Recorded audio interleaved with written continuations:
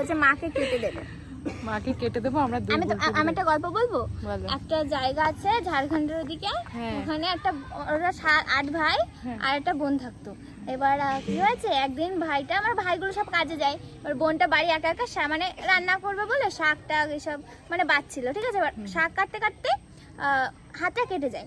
এবার ওই রক্ত তাড়াতাড়ি করে ভাইদের ভয়তে ওই যে শাকের মধ্যে মুছে ফেলে, দিয়ে ওটা রান্না করেছে।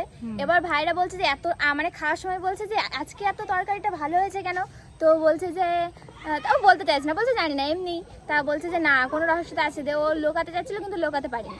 তারপরে বলছে যে এরকম রক্ত আমার হাত কেটে গেছিলো তাই জন্য। তারপরে ওরা 7 ভাই মিলে প্ল্যান করে যে তাহলে ওর রক্ত যদি এত ভালো হয় খেতে, তাহলে ওর মাংস কীরকম খেতে হবে। তারপরে একদিন ওদেরকে মানে কিছু একটা বাহানায় ওর বোনকে ইয়ে করে নিয়ে গিয়ে রান্না করে কেটেছিল 7 ভাই মিলে।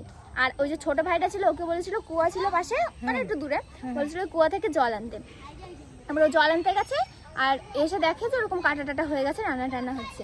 এবার ওর যে রান্না করছিল, এবার পরে ছোট ভাইটাকে খাওয়াতে গেছে, ও খায়নি।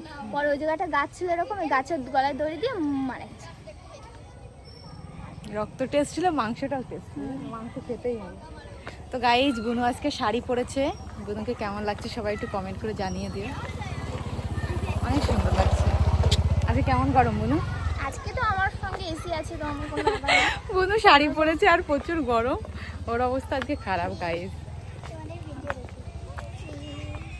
এখন ঠান্ডা না পড়লে